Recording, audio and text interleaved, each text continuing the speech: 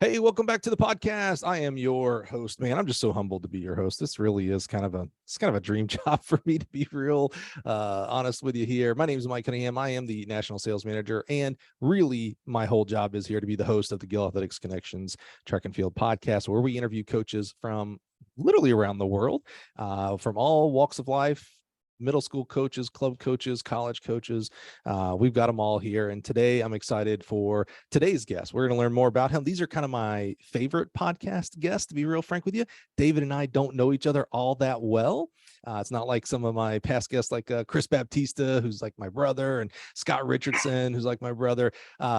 I know David and I know where he's at, and we've had a couple of conversations, and that's as far as it goes. So help me today welcome the head track coach of University of Pikeville. We're going to learn more about that school as well. But help me welcome the wise, the wonderful Mr. David Espinoza. David, how are you today, man? Oh, I'm great, Mike. Thanks for having me today. So real excited to get into all this and share what knowledge I have, I guess. So Yeah, same. Well, we're going to be talking about a subject that you know better than anybody else in the world. And that's you. No one knows more about you than you do. And I know, I'm always, amazed at our guests, and this includes you, David. I'm asking people to come onto the podcast here to talk about themselves. And generally track coaches aren't really good at that, to be real frank. A lot of times you hear, well, I'm just a bus driver. It's all about the kids and things like that. And definitely what you do and what other coaches do is focused on the kids. I and us at Gill Athletics, we're focused on the coaches. So this is just our way of trying to figure out, well, what makes you tick? How did you get to where you are today? And kind of a cool thing is, you're nowhere near retirement. I know that your story is going to continue to be written. So it's kind of a legacy thing of like, hey, maybe, 10 years from now, I have you back on the podcast and we find out what happened after June of 2022 to 2032. Can you imagine June of 32? I mean, can you I can't even conceive that in my head, actually. no, it'd be interesting to see. So Yeah. Yeah.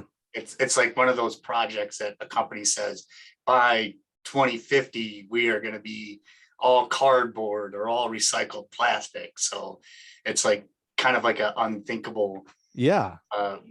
imagination. So We've explored this in a couple of the most recent shows here, is write down what you think 10 years from now is going to be for you. So where, what kind of job are you going to be coaching at?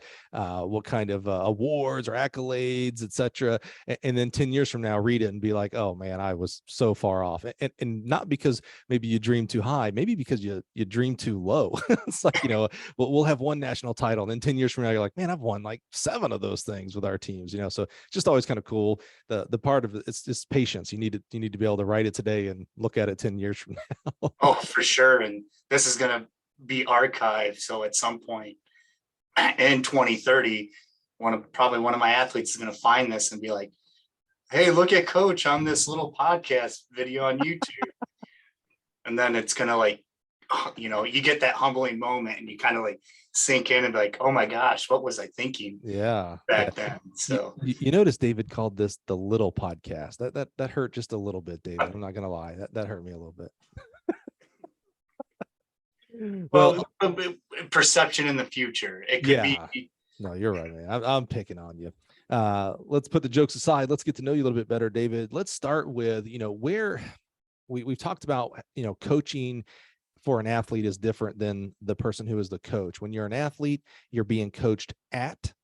And then when you're a coach, you're the one who's actually coaching. So all the things that you take in from coaching education and thoughts and beliefs, you're now pushing out towards other young people. When did coaching become an idea for you? When did it become like, oh, wait, this might actually be something that I could make as a career? Where did that all start for you? It was kind of always in the back of my head, even high school. I went to one of the largest schools in Ohio, in Toledo, and seeing the impact that my high school and junior high coaches had on me, kind of gave me that sense. So, grew up with a, single mom, raising 4 kids and, connecting to those father figures that we have as coaches. And I know that there's a lot of people out there that do that, not just in track and field, but all sports with a coach. So subconsciously looking back at it, it was kind of always there. And really kind of came to fruition when I was taking classes in college. I have a minor in coaching. So there was some aspect in me that said, at some point I want to coach. So didn't know exactly what level, but I knew I wanted to do that, or even what sport. So did you, was because it was a minor, that kind of leads me to believe this, but did you think of coaching at that point when you're picking your major and you're going through your classes in college? Was it more of like, oh yeah, I probably or might coach, but I'm really focused on X? Like, what was your major? Were you actually thinking about like, I'm going to go become a scientist or something? No, my major was health, recreation, physical education. So it was part of the coaching minor, a lot of cross reference with our degree. So it was like adding 2 or 3 classes. And then, you had the coaching minor. So I think I actually have like 3 or 4 minors with my major, just because of how it transpired. And originally I was going into education. So I was going to be a physical educator, and, kind of chose not to do that. I like the science of everything, and just wasn't sure if I wanted to teach. So I backed off the education part, which gave me a little bit more freedom, adding some of those extra minors. So as you get closer to your senior year and, boy, graduation's coming in June or whatnot, it's time for the real world. What were you like? What kind of jobs were you applying for? Really anything. So I graduated, the heart of the recession in 2007. So, jobs were scarce everywhere. So it was just applying to get a job just to, feed and sustain myself. So, coaching at that point was volunteering because no one was giving it up for the extra couple bucks of a stipend at the high school level. And college or the collegiate level really wasn't in my mind at that time. So, it was just odd. I went to Bluffton University in Ohio, and just kind of doing that transition. It was like coaching was a luxury item, I guess I could say, and not necessarily a necessity. Yeah, that's a good way of putting it. What you mentioned, the impact your high school coaches had on you.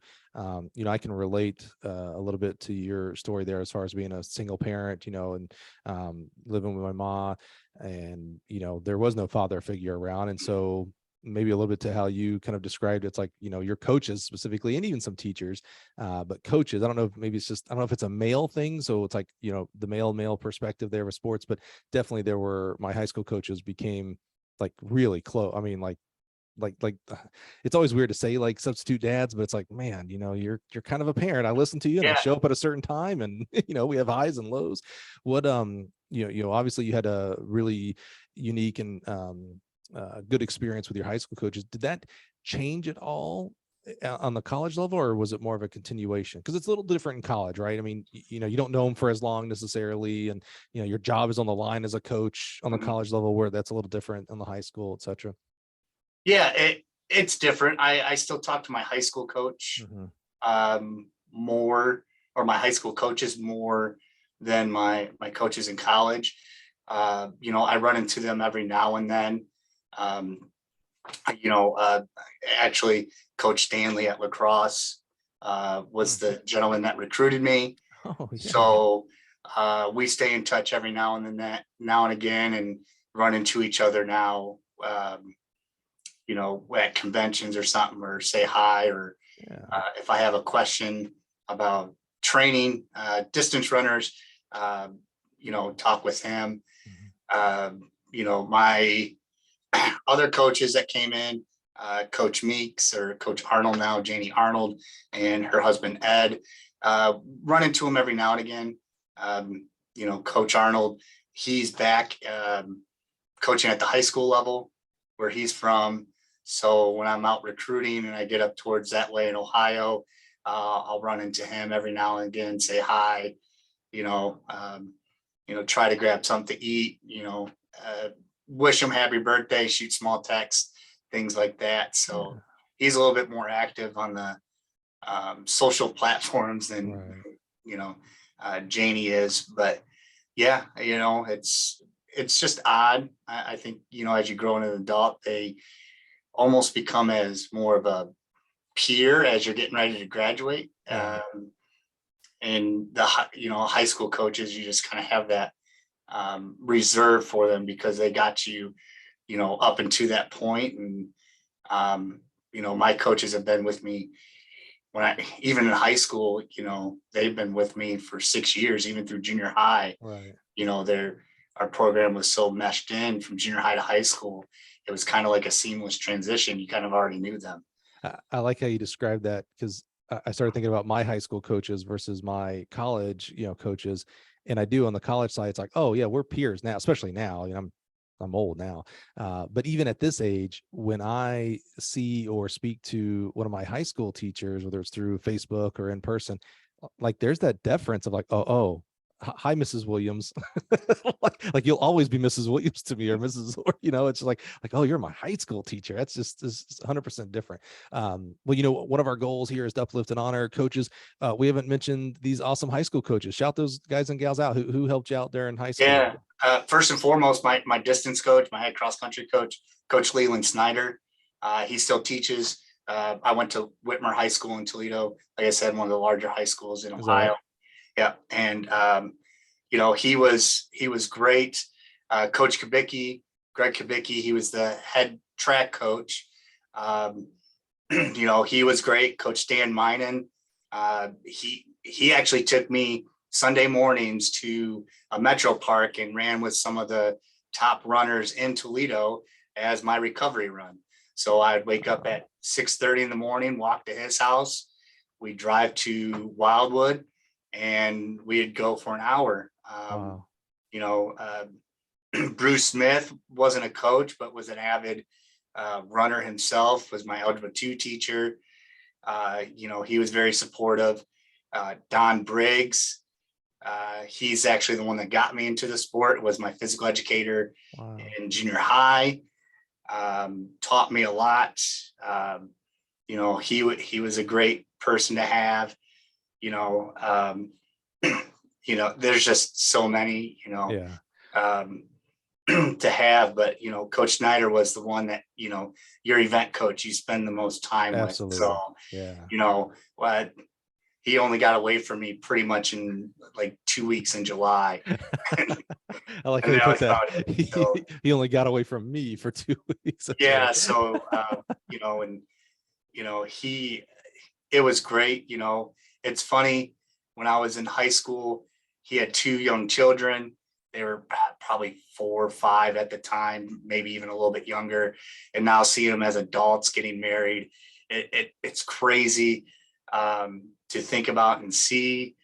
Like I said, he still has me over for dinner from time to time if we can make it work.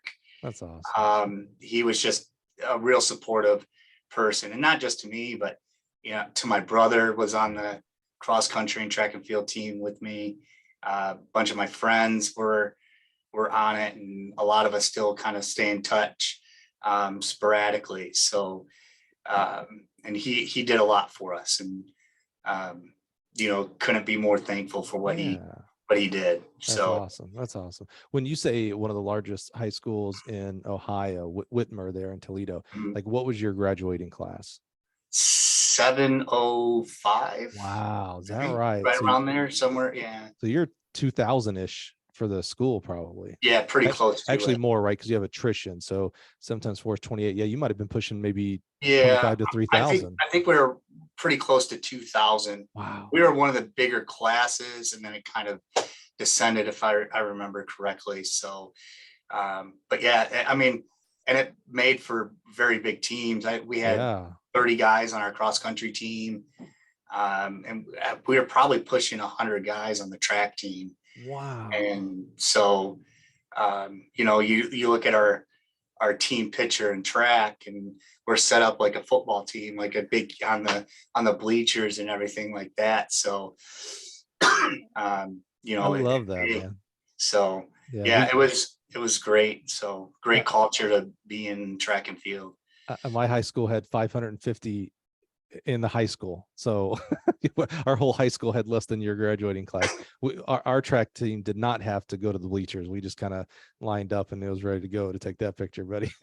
Oh, Awesome. yeah, we definitely had to go to the bleachers. That's awesome. So where does coaching, what's the first, you get through through college, you have this idea like, yeah, okay, there's been some amazing mentors and dare I say even father figures leaders leading you up to this point through Bluffton for college as well. And you're going to get your first taste of coaching. What is it? Is it a volunteer role, an assistant coach role? What do we do here?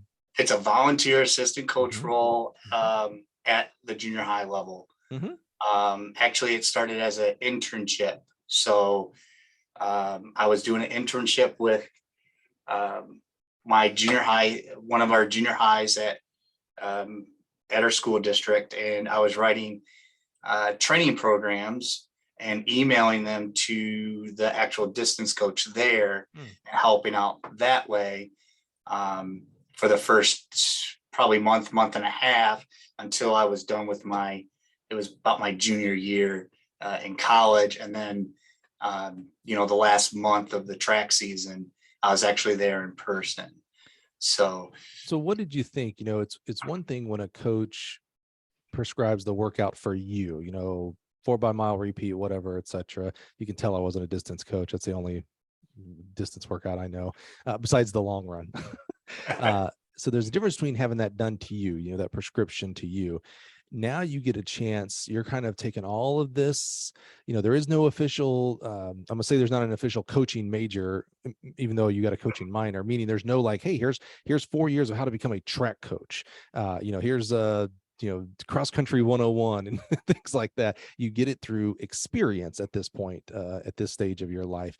So how does that set with you when you and maybe not the writing the workouts, because that's one thing, that's a separation away from coaching, but when you get there and it's your first workout with a team or the first week of workouts, and you tell the kids to do X, Y, and Z, and by golly, they go and do it.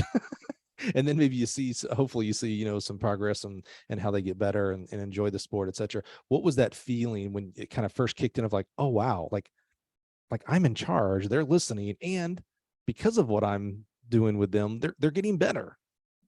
Yeah. I mean, for the say young and in charge and having some, I was a semi leader, I would say.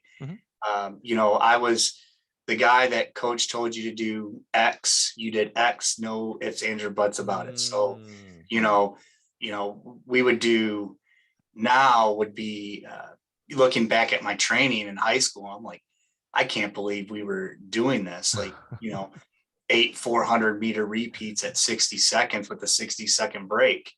Like, it was insane to do. And so, I was in seeing the success that I was having and then seeing my teammates with having, it just helped the younger folks buy in. It was like my senior year, we had a freshman with me. We both broke 10 minutes together. And it was my goal to help him break our freshman school record. So I was doing all the pacing, all the strategy. Yeah. His job was to hold on. So that aspect, I would say wasn't shocking. What got me excited was seeing them actually improve. Especially me being young and dumb in the training aspect, not knowing any better for some things, but then seeing them improve and seeing that glow in the face when you see someone run a PR, regardless on, kind of where they placed, but when they have that PR moment and eyes light up and, it's kind of like, see, what we did is the foundation.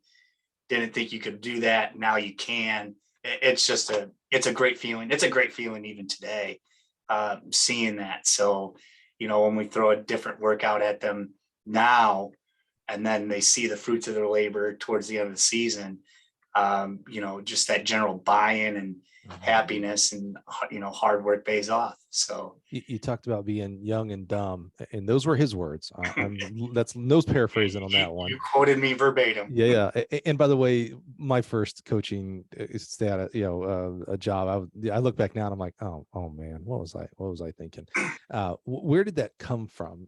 Not necessarily okay, that's how I was coached. And that is how most people coach when they first get into the profession, is you fall back to what you know. And the only thing you know at that point is, well, this is what happened to me, so I'm going to do it to you, until you go through maybe some coaching education and experience and talking with peers in the profession. What was it about your coaching style? Like, how did you come up to like that 8x800 or 8x400, things like that with 60? How did you come about that? And what I mean by that is, was it just like, oh, I knew that was a tough workout, so we were going to be tough? Like that's a fallback a lot of us coaches fall back to as well when we first get in. Yeah, it was a staple speed workout for us. Mm-hmm. So particularly in track season, we did a lot of 4s and a lot of 2s during the track season, did a lot of 8s and a lot of mile repeats during the cross country season. So, looking back at it, we were built as anaerobic beasts on my team. That's just kind of the nature. And, my coach was, the staple distance book is Daniel's running formula, right? So, using the VDOT training and things like that, and getting paces off of that. So it was kind of like that. And historically, we had a very good distance program. So like, I know you were in the state around the mid 90s. So like Phil Mishka, state record holder. I don't know if he holds it still in Ohio, but he did at one point in time. He's our school record holder. So when you have an 800 meter guy that's going 151, right, almost single-handedly wins the state runner-up title by himself. Those are big shoes to fill, and the expectations there, like, you're just gonna kind of do it. And not the same coaches at the time, but it's just that tradition. Yeah. So, and knowing that we don't talk X's and O's necessarily, but just a quick little fast forward. Do you coach that way today? Is that still okay? So what I love about that is, that's what I was really hoping you would say that, or I'd have to figure out how to say, David, you're just doing things wrong. But what I love about that is, recently there was a tweet by, I think it was Erica Sutter. I think she's a track and soccer coach, very prolific on Twitter. You got to go check her out. I love her stuff. She does a great job. And she had a tweet that said something about, hey, do you ever call your former athletes, like your first ones, and just apologize, knowing that, because so much more now, like, why did I do that to you? And I responded, I was like, are you doing your career? And it wasn't an attack at her, it was the general you. I was like, are you even doing your career right if you don't apologize to your first athletes? Because you just didn't. Hopefully you're knowing more today than you did then. Because I look back again, the things I did my first couple of years coaching high school, and I do, whenever I run into them, again through Facebook, text, or whatever, I'm just like it's always, that's the first part of the conversation. It's like, hey man, I just want to apologize again. Like, I can't believe I did those things to you back when I first started. I would never even think about doing those today. So I love that you've continued to grow as a coach, and you look back and you're like, oh man, what was I? It's funny, because Coach Stanley and I had that conversation, and he kind of said the same thing. He's like, I almost sent him, I still had our training program from that first year that I was with him before he left to Marietta. I almost sent it to him to see the differences that he did then versus now. And he's like, dear God, I don't want to see what I was doing to you back then. And dear God. And that's great to hear from a coach to an athlete. Me, I wouldn't be where I'm at without my coach doing that. Right. So, I wouldn't expect him to apologize. It's one of those what if scenarios. Yeah. Okay. What if I would have, I maybe, my max week was maybe 30 miles a week, not a ton of miles. If I would have got more miles in, would I have been faster? Yeah. Science is telling us that maybe that. Maybe. I think you're hitting on a great point here. We like to simplify things and look back at what maybe our coaches did compared to what we do today as a coach, and be like, oh man, they just coached me terribly. But what we don't think about is so that we just think, okay, that was a negative. So we think the alternative was a positive. That's not necessarily true. You know, No. I got into coaching because my high school coaches were terrible, and I love them to death. Coach Anderson and those guys, they were great. They just didn't know anything. They were throws coaches, so they didn't know anything about running. So we literally, I haven't told this story in a while. Our practices in high school every day, David, you won't believe this, but this is spot on true. Every day we would do our two warm-up laps, right? That's what everybody does. Maybe still everybody does that today. We do our static stretching. Too many people do that today during warm-ups. Again, we don't talk X's and O's. We're not going to get into it. You can yell at me on Twitter all you want about static versus dynamic stretching. But we would run our events in the order of a track meet. So the very first thing at practice is the 4x8 would go. So the 4x8 team would hop on the track with a baton, and we wouldn't even run. 4 people would not run 800 at one time, which would be the most efficient thing to do. No. Lead off would run 800, hand off to the second leg, hand off to the third, while the sprinters were down at the 100 getting ready, because that was the next event, was the 100. That we'd all watch the 100, and then we'd go and watch the I don't even remember the order, but and I'm talking about, David, every 110s. Yeah, maybe. Yeah. But every single day. Wow. Monday, Tuesday, Wednesday, Thursday, Friday. The only time it changed was, we had a dual meet on Tuesday, or we had an invitational on Saturday. So I'm really thankful that my coaches didn't know anything, that I had to go through that crap. I'll just call it crap, because I don't know if we would have had great coaches, or not even great, if we'd have had just good coaches.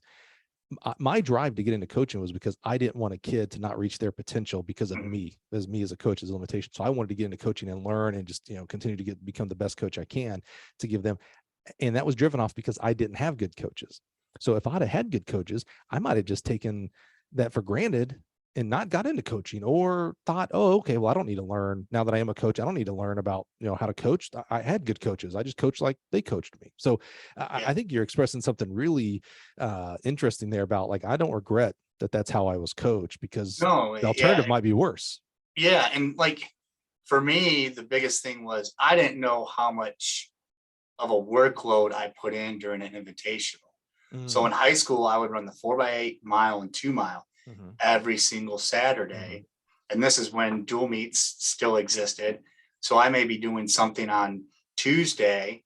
As I got older, junior, senior year, they became more of workouts for me, and not so much, actual racing the mile and 2 mile, whatever it may be. But, I remember having coaches from other schools tell me, why are they putting you through this?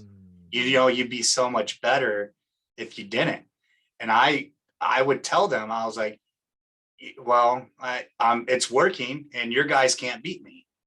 So, that was the drive. Like, that's why I didn't question it, because I was winning. And I was taught by Coach Briggs very early on in my career, no one remembers your time. They only remember if you won.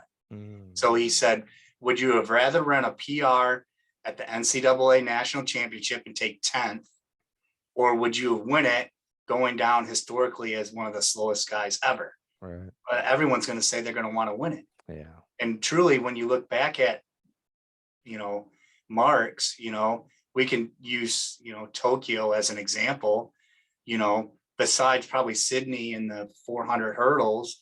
If we named another race, it'd be hard pressed. We could probably name who won it, but to know what their time is, unless you're a, real statistician freak of the sport. I was about to say, you just have every stat geek right now going, oh yeah, no, Lamont Jacobs. Yeah, like you're not going to know. You just know that they won. Right. So, and that's how I kind of coach now, and that's how I competed. I raced to win, and some of my wins are some of the slowest times in my career. Yeah. When I ran my fastest, I did not win those races. So see, that's how I was doing it wrong as an athlete. I was not winning, nor was I running fast. See, I wasn't doing either. I was supposed to pick one of them, and I just didn't do it. I did both bad. Quick tangent. You said something there I'd love to get your opinion on. You talked about in high school, some of the competing coaches would say, like, hey, why are they doing this to you?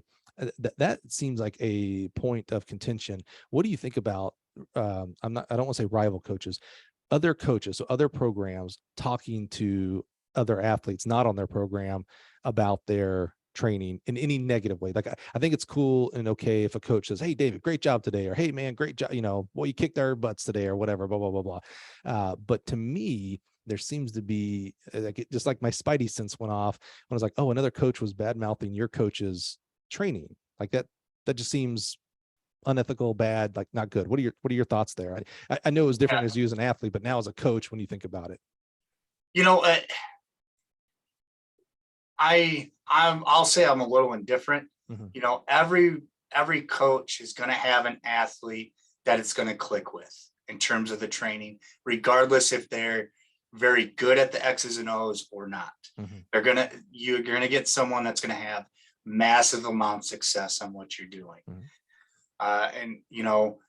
If the buy-in's there and the athlete trusts you, the sky's the limit, no matter what your X's and O's kind of look like. You have that buy-in, and that's what we had, that's what I had in high school and in college. Have that buy-in, the success is going to happen.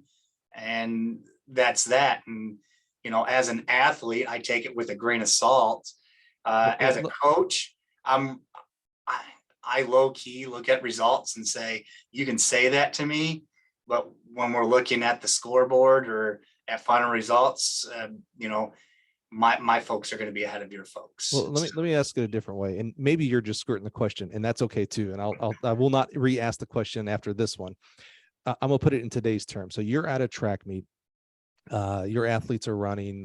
They do well. Another coach from another program. You find out after the meet, another coach from another program went to one of your kids and was like, "Man, if you were just if you trained the way I trained my kids, you'd be so much better. I can't believe Coach Espinoza trains you like that." How do you feel about that? We blow it off. So, okay. I've been fortunate that when it has happened, my kids, my students are like me. They just kind of say, "Okay, whatever." So we're bears. We don't need to talk to you. Like we'll talk, and I have no problem telling other coaches. I learned this from a lot of coaches in here. Coach Croyd from Tiffin, and Ray when he was there, and Judd when he was still on the earth. Just some guys to name a few. Open source on things. So if it wasn't for some of them, some of the information I have, I wouldn't be able to use. So I have no problem when another coach comes up to me and say, "Hey, how are you doing this?" Because it's me telling my philosophy and how I go about coaching certain events, and then they kind of tell me, and sometimes it clicks for me, like, "Oh, I could use that. Maybe it's a wording that's changing a little bit. Right. I can use that, and maybe I'm going to click with someone else." So maybe one of my athletes isn't getting a technical cue quite right.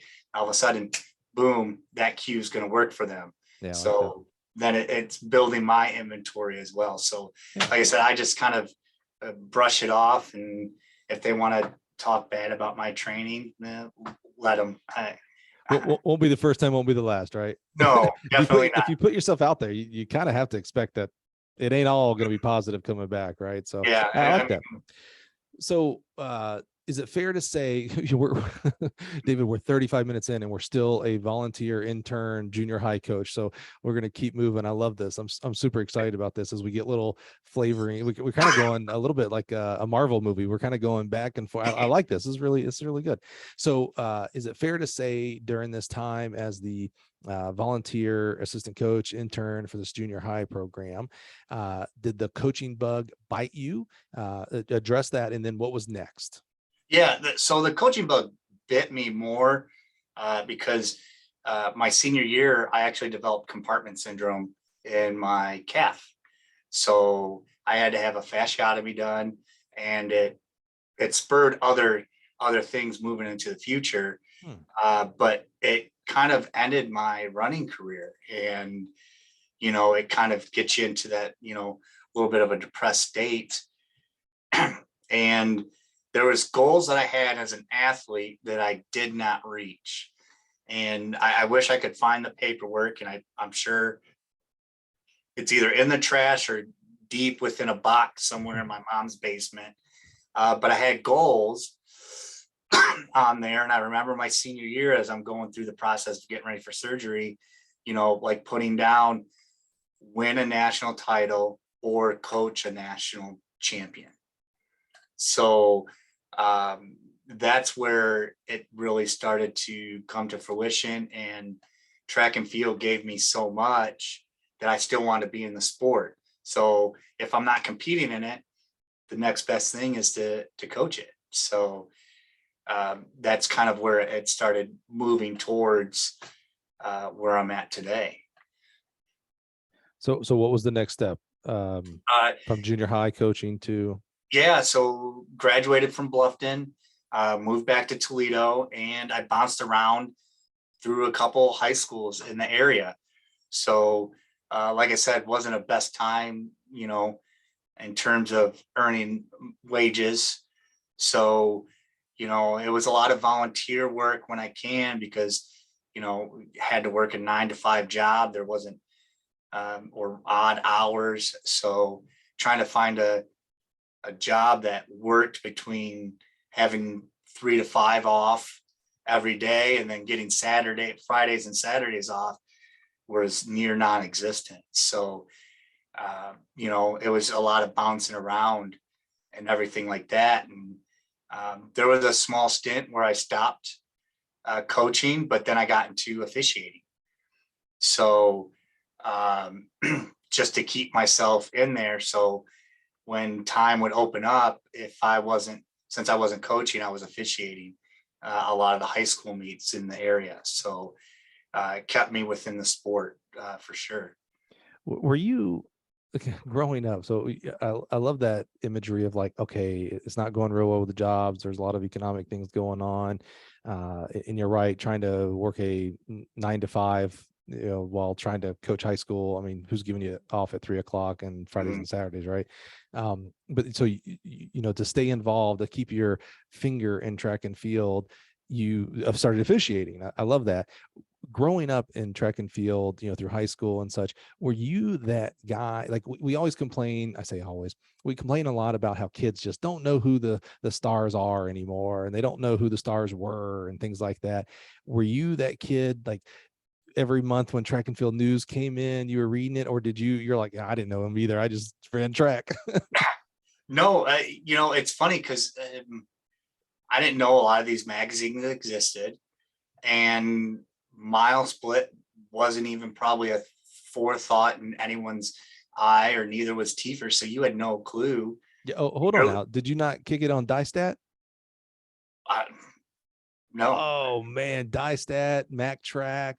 Oh man, those were the first. Those to me, those were like the OG websites for Sunday sports section of the paper to see what my competitors ran at. Get results, and right. Go from there. And then like I said, it was kind of always going into the unknown. When we went down to Columbus or Cincinnati or whatever, the big ones. So the Mihawk relays was one that we always went to. And so it was funny when you were talking to Clyde, talking about Ted Ginn. I ran against Ted in one of the relays at the Mihawk relays. I'm sorry. Yeah, because I know how that went. I don't even know, but I know exactly how that went. Yeah, so, we all do. We're all like, oh, did you really run against him, or were you just in the same heat? We were in the same heat, and he was running one of the 400 legs of that odd DMR that they did. Right? They did like 8, 4, 4, 16, something like that. So we were in the conversation, but it wasn't. I think we were maybe 7th or something at the time, but running against him, we were in the same region I was in the same region with Mark Sylvester. Oh, wow. At the time. Yeah. So, raced against Jeff C. Like, those are the people, because when, those times are coming out, right. Mark was just one where, since we're going to the same regional, we know what we're up against with, Ignatius and everything like that. them being a very good program themselves. Yeah. And then we're just butting heads on scoring that pre-scoring meet out, right? Yeah. So having a coach's wife up in the stands, writing on paper what the scores are. Don't have the fancy computer telling you. We're very spoiled now.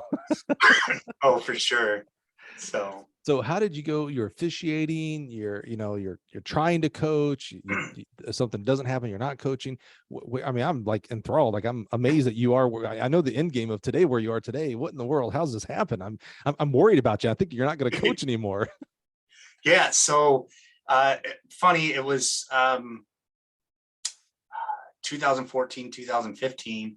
I'm a department supervisor at Home Depot, working in the tool rental department, and a former teammate in high school, her father came in, kept always seeing me, still live close by. So Mr. Wolin is his name. And we always talked, and his one daughter was back in town and actually was talking to me about a job opening up at Lourdes University for their cross country coach, and saying how she was going to apply and like I should apply too. And I'm like, okay, that's weird. You're having me apply for the same position that your daughter is applying for, but she wasn't sure if she could do it. She was a guidance counselor at the prison and at the time up in the Toledo area. So like her time frame was, the commitment was questionable. So he told me that, and I said, okay, what the heck? I'll put in my application, and it just kind of started transitioning from there. They wanted to do an interview. So again, I called a lot of my friends and said, hey, I want to put this packet together. Something I actually learned from with my coaching minor, put my philosophy down, put my mission statement down, put a game plan together about how I wanted to recruit, the whole kit and caboodle. And when I did my interview, I had probably a 10-page packet all laid out, and they really liked it there. Liked what I put in, liked what I kind of stood for. So, they offered me that job, and I think it was February, and that's what really kickstarted my career at the collegiate level. And was that head cross country and track, or what was the? It was only cross country when I was hired at the time. They didn't have a track program. Lourdes was going through actually adding sports and adding actually residents to the campus. So it was actually more of a 4-year institution that focused on non-traditional students. So you and I going back to school, getting degrees and things like that. And they wanted to go more the traditional route.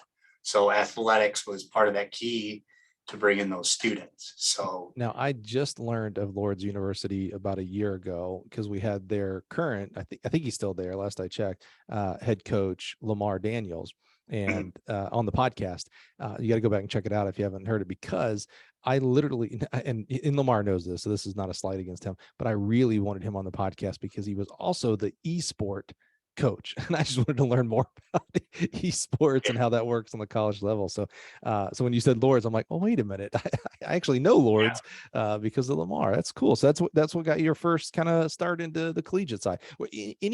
First of all, I love that your coaching minor, your coaching classes helped you to learn preparation for an interview of a head job on the collegiate and maybe even the high school level, so that you kind of wrote out like, okay, if you give me the job, here's the direction I feel like we should take. Was there any intimidation on your part of like, oh, it's the big leagues, it's college, this ain't high school anymore? Or was it like, there's just older kids to coach? No, to be honest, there wasn't a ton of pressure because at the time that program was going into its 3rd season ever. And they started the program with the assistant softball coach and assistant baseball coach as the head coach. Mm-hmm. So I knew of them, and I actually tried to see if I could reach out and help them at the time. And the head coach at the time knows this, and we've talked, and we're still good friends that started the program. But I knew regardless of the students I had, I was going to make a positive impact, at least in the course, you know. So there was no pressure in terms of that. We were going to look better kind of regardless. And, you know, the training age of those students in terms of cross country were 1-2 years. Right. So, you know, it's taking a pitcher on the baseball team that's running, you know, cross country and 8K. Mm-hmm. I don't know any other pitchers in the United States that could, that's, you know, pitching and running an 8K in the same season at the collegiate level. So, so there was really no pressure. The pressure was just personally on me on, you know, I had all these lofty goals. Am I going to be able to succeed in those goals? So, but, you know, it was a part-time position, only cross country when I was hired on, go through that first season, and it mapped out how I thought. So, you know, I brought in a few folks that were more familiar with the sport of cross country. So one of my goals was to build, still is building a culture. So, you know, one of the things I always say, and I'm still kind of doing it now here at UPike, is, you know, the folks that I'm bringing in are building that foundational work for it. So I asked them to have that foresight of, think about what you're going through now, positive or negative, and look 4 or 5 years, 6 years down the line, 10 years down the line, and how much better it's going to be for the students that follow you, because you laid this foundational work. Mm-hmm. You guys are the ones that are, you're the ones that are in the trenches right now, you know, going through the hard stuff to make sure that life is easier for the futures, just like parents kind of do for their children. So, you know, putting down that hard work so your children have better lives than what you had. What struggles have you had with that? And what I mean by that is that all sounds really good. And I you know, I think every coach worth their salt would express in very similar ways to what you expressed. You added a fun little twist at the end about, you know, it's not unlike any parent does with their kids. Now, as a father of two, I look at my two kids. First of all, I wonder, like, really, you're mine? Like, you're not doing the things I would do. But I think, I'm helping them to become better than where I was at their point in life. Right. That makes complete sense. I think every parent innately has that feeling. They may not be able to do it because of a lot of circumstances, but I think that's an innate part of being a parent. As a 18-year-old kid, that's where I ask the question, is what struggles have you had with that? Because I struggle thinking that most 18-year-old kids, certainly you've had some that bought into it and were, you know, they maybe would have been your more innate leaders. But I have to feel like some percentage, maybe a majority, maybe not, couldn't buy into that because they couldn't see the future. You know, these are 18-year-old kids who don't know what classes they're going to have next semester, don't know what major they're in, don't know who they want to date next week, and don't even know what underwear they're going to wear tomorrow, right? So what, did you struggle at all, or are you going to tell me you had some kind of amazing 100% buy-in and it was kumbaya the whole way? No, it was a struggle. So this was also where before that season started, I went to my first coaching education and got my level 2 in endurance, mm-hmm. and then realized, like, my way of thinking, I need to change. Mm-hmm. So what was hard for me was everything, I'm going to say, came natural, but it didn't. You know, it was a lot of hard work, and I just kind of had that mindset, you want to do the sport, it's going to come naturally to everyone. Mm-hmm. So, you know, those first few months of training, you know, people were, you know, I had students yelling at me, asking me why we're doing these workouts, you know, nothing's going to pay off. why are we training 7 days a week? All these things. And then, thankfully we get to our first meet, and then we see, and I'm not exaggerating at this point, I'm seeing like 31-minute PRs in a 5K race, 2-minute PRs. And then that buy-in kind of happens. And then it's another struggle to have them realize, well, now we've been working this hard. Now, if you want to do that again, we got to work even harder. So, and it was a struggle. And then, like you said, adding the academic strains on them, getting ready for life. Some of them I wasn't going to have for more than a year because they were already seniors. So it's like, how can we get the best out of you in this one season? So, it was a struggle and a buy-in, and, most of the folks weren't cross-country runners, so they had no clue, and this is where, like, my experience, and I've kind of backed off this a little bit, is not projecting what I want or what I thought as an athlete onto them.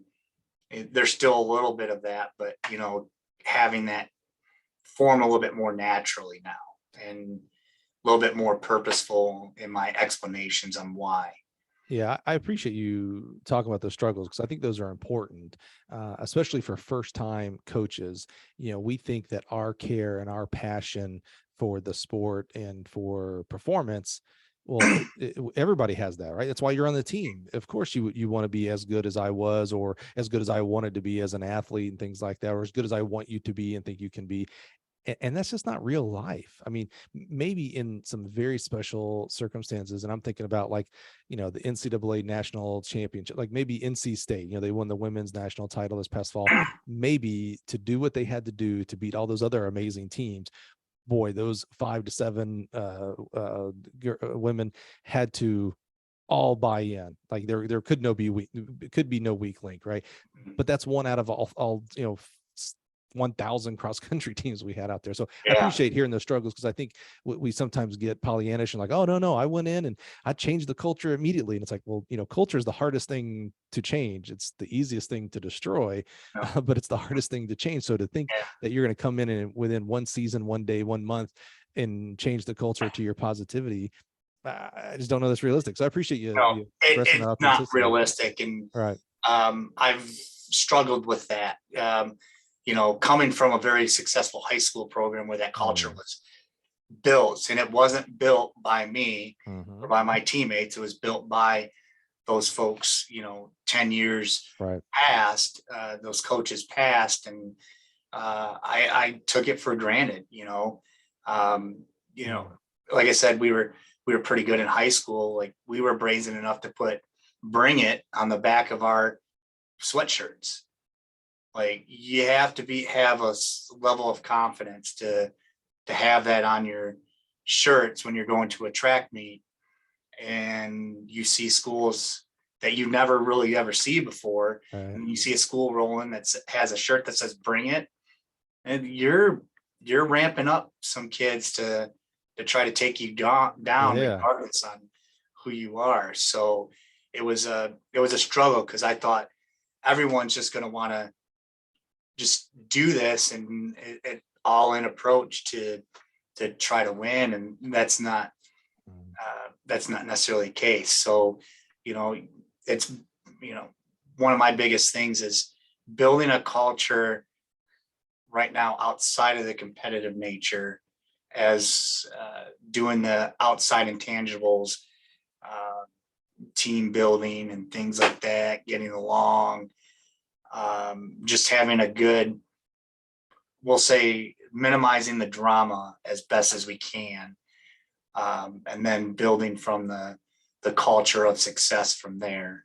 So, and that's part of what I've been trying to do and working on right now. That's a good lesson. Minimizing the drama, not eliminating, because that is an impossible task. You'll never eliminate it, but you can minimize it. I love it. So how many years at Lords, and how did it go, and what was next? So it went great. Had a really successful season in terms of folks getting better. So that we weren't going to win a conference title or anything like that. Very strong. They're in the WAC, so very strong conference with Aquinas and Cornerstone, Siena Heights, Indiana Tech. Oh yeah. So very tough. But we all PR'd. They all PR'd or ran lifetime best at the conference championship. So, that first year, that was the most exciting, is we saved our best for last. And then going into the winter, I got called into the vice president of student affairs office with one of the associate athletic directors. And they said, we're about ready to announce that we're going to add track and field come next fall. Wow. To the university. Hold on, I gotta pause there for a second because I love that. It was good news. But did you low key, when they called you in, think, oh gosh? I thought it was just a recap of the season. Okay, good. Yeah. See, you're such an optimist. I'd have been like, get my resume ready. Gosh, dog, they're getting rid of me. I was hoping not, like, after one season. Sure. Like I didn't have any major follow-ups, hiccups, anything like right. So like I didn't think it was a negative, going to be a negative meeting. But I wasn't expecting track and field to be added, because they told me it was probably 5-6 years down. Yeah, huge positive. Helping things grow. So adding track, that's awesome. So they're adding track and field. And then being young, bright-eyed, saying that you're starting a program, there's some things I should have asked for at the time, or went about some things. But they asked for pretty large number roster. And I said, okay, I think I can do that. But they wouldn't tell me what my coaching staff was going to look like, what my budget was going to look like. Like some of the other intangibles, we're going to practice, things like that, because Lords did not have a tracker. Coaching staff? And no, they said no clue. Just no clue. Bring us 100 kids. Yep. It wasn't 100. Yeah, I said 100. Yeah. And they told me what my scholarship budget was. Okay. So. And you were so bright-eyed. You were like, bring it. Just like your shirt back in the day. You're like, bring it. Let's do it. We can do this. We can do this. Yeah. And like I was ramped up, and then there was a conversation before I had the thought process of taking like the old school Georgetown approach, where you just recruit one event group and build the program from there, and then start adding as you go on. But the numbers they wanted just wasn't going to be feasible. So, I took like a shotgun spray approach, and I just started recruiting everything. And hindsight, that wasn't the best idea. What did you, why was that your goal, to do the shotgun, just go get everybody? It's what it sounded like.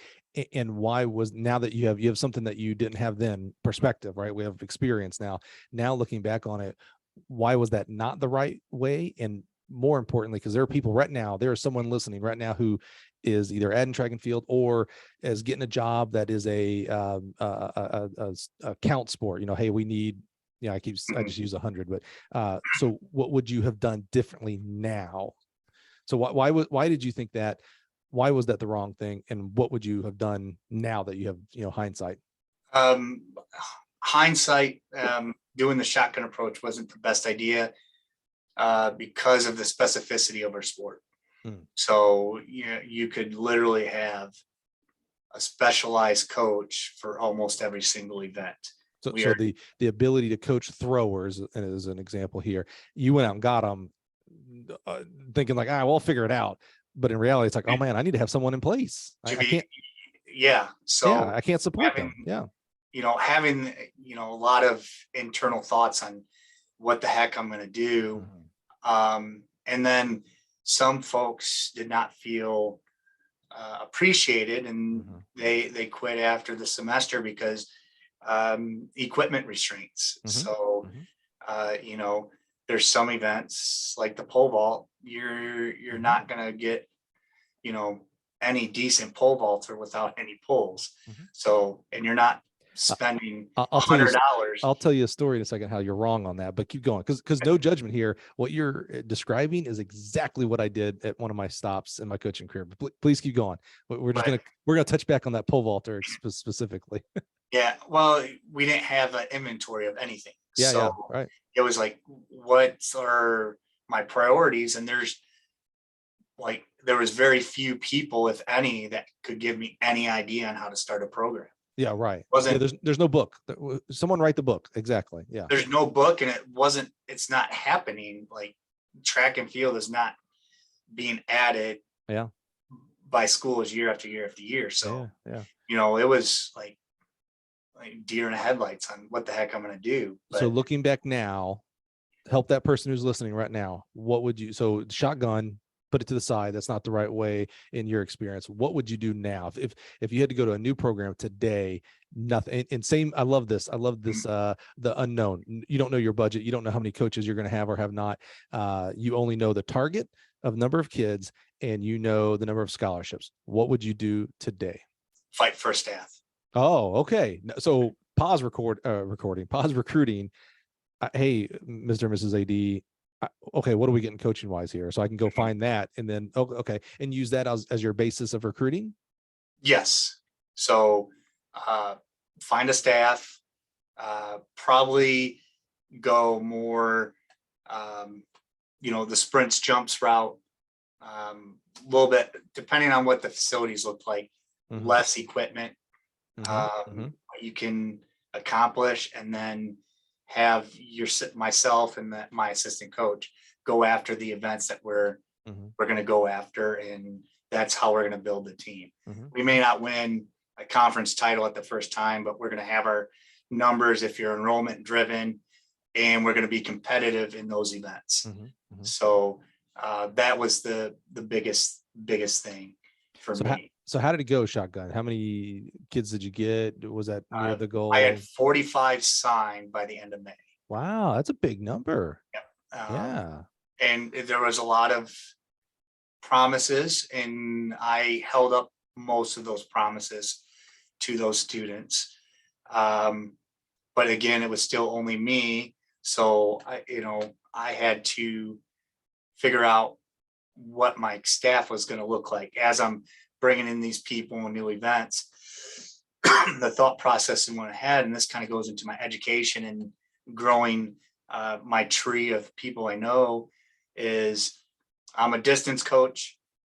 Now I need to coach probably something else. So what event is that going to be? So I thought, well, it's going to be very difficult to coach the sprints because we're going to be on the track. When I have a speed workout for the distance and a speed workout for the sprinters, it's going to be hard for me to move back and forth.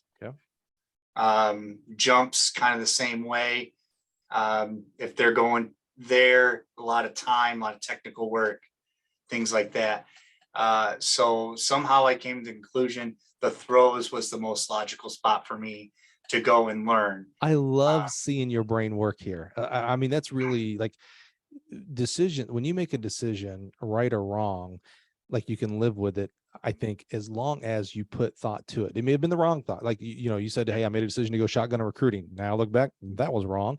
But if you just do it willy nilly without like, here's why I'm doing these things, that's where you get yourself in trouble. So I love, like, it's so funny. I felt like I could actually see your brain working like, okay, well, sprinters and jumpers, because what I'm doing with the distance people, that won't work out.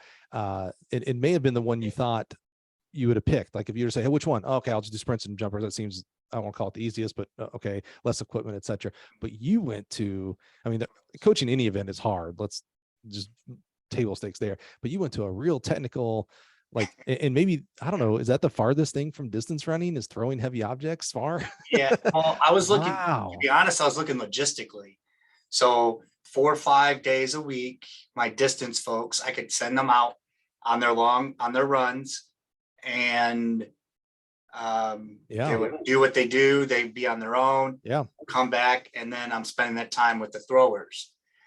On the speed days for the distance folks, we staggered the training, so they would come an hour early. We'd start all that. By the time the throws group got in, did their warm up on their own, distance was finishing up, I moved to the throws group. I'm so glad. I'm so glad you didn't say, when the distance kids run the track, you're like, okay, my throwers, I sent them on their long run. I'm so glad you didn't say that. No. What did you do? Like, that's a pretty intimidating. I don't care what your worth of salt is as a coach. I have to feel that's a pretty intimidating thing to take on. You're a distance guy by trade. That's where your passion is. Certainly you may, and hopefully you did and still do love the throws at some of the best events there are. But to learn how to coach it, that's a different thing. What did you do? Any mentors you called? Any coaching education? What did you do here? Yeah. So I reached out, and he's still my mentor in this event today, is Mike Pendleton. Oh yeah. Yeah. How'd you know Mike? Toledo area. And actually my junior high coach, his daughter went to Ohio State with his daughter. They were good friends. So reached out that way. And I remember getting his phone number, reached out, and one was trying to get him to come and help me, at least coach and volunteer. And he did that. So reached out to him. He was the most successful throws coach in the Northwest Ohio area. And then come to find out he's one of the most successful high school throws coaches, period. Oh yeah. So there was that. And then I went on and got my level 2 in the throws. Wow. So I'm a huge coaching education supporter and fan. I have 3 level 2s myself. What was it like? So I never did the throws. That was one of the next ones I was going to take, and I never did. I wish I would have. But I have to imagine you're sitting in this room of 40, 50 throws coaches. The 99% of them were throws coaches already. And here you are, you probably did your 5-mile run before breakfast, which none of those throws coaches did. You show up to your first class, Larry Judge is up front. Larry, Mike, and and Aaron. In my instructors. And you may be, they may be thinking like, okay, well, there's some basics we all know here because we're throws coaches. And you're like, yeah, man, I don't even know the basic here. First of all, bravo to you to putting yourself out there. Most people would be like, yeah, I'm not, like, maybe I would call Mike Pendleton and he can talk to me one-on-one, because if I say something stupid, well, only Mike knows it. But if I say something stupid in front of 40, 50 people and these instructors, someone's gonna tweet about it. Yeah. So bravo to you to like put yourself out there. That had to be, I mean, when you think back at that point in your life, when you think back to all the things you've done as an athlete and as a coach and as a student and as a person, was that one of the more nerve-wracking things you've done? Oh, for sure. So, you've gone through the level 2, so it's a lot about the project, right? Mm-hmm. And you're right. I had no clue at that point in time on how to teach someone how to rotate, how to glide, how to hold a hammer, and how to hold a javelin, anything like that. So to go in there, and then, you have, Aaron, who is the former American record holder in the hammer. You have Mike and Larry in there as your instructors. And, Larry's the foundational writer of most of coaching at USA Track and Field. It was nerve-wracking. Where was this school at? That year it was at Marion. Yeah. Okay. Oh yeah. Marion. Yeah, they did a couple. I think they're doing the summer one as well. Yeah. The great Mike Turk was probably teaching as well at that point. Man, I can't imagine. Yeah. So like I would not do. I'm gonna say this, and I think it's probably true. I would not do the opposite. I would not go into the endurance class. I'd be like, man, these guys and gals, they've done it all. Like I said, they've all probably done their 5-miler before breakfast, for crying out loud. And I don't like to drive 5 miles. Yeah. I would be too intimidated. My ego probably couldn't handle it, to be real frank. For you to like drop that ego and be like, all right, boys and girls, I don't know jack, but we're going to learn. I'm going to be part of this project, and you get to deal with me because I'm going to have to learn. That's amazing, man. That's amazing. Well, what was great and what I really took away from it is how to structure the training program for a thrower. The technical work came through, has been still developing today, but it was the structure on how to write a training program.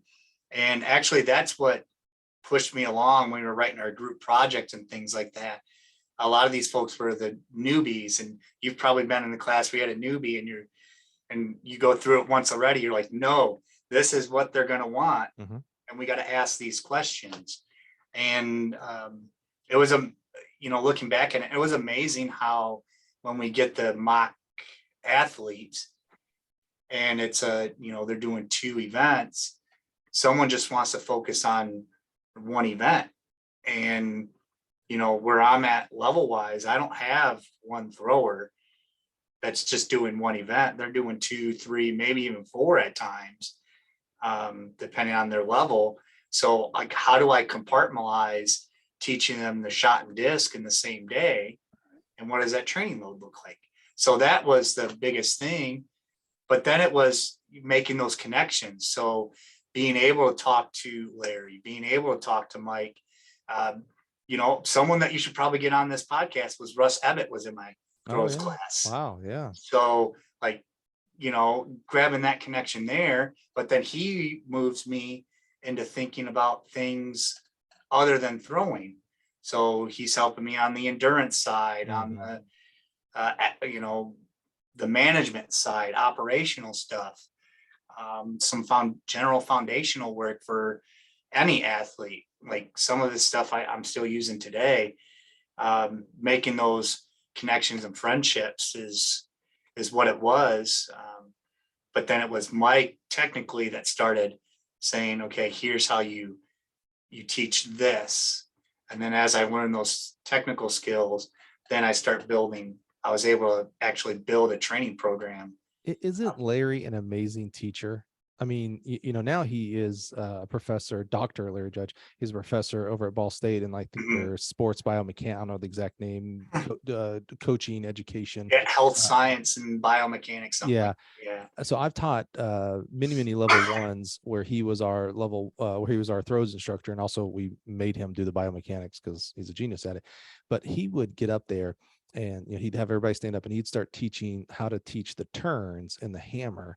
And after a couple of schools and, finally paying attention and watching him, he was like, man, I think I can coach the hammer now. Like, I think I can teach someone how to turn. He's just such a good teacher. Yep. It's really quite amazing. It really is. And I'm so glad you had that experience. That's so cool. Yeah, same thing. Like I'm a level 1 instructor as well.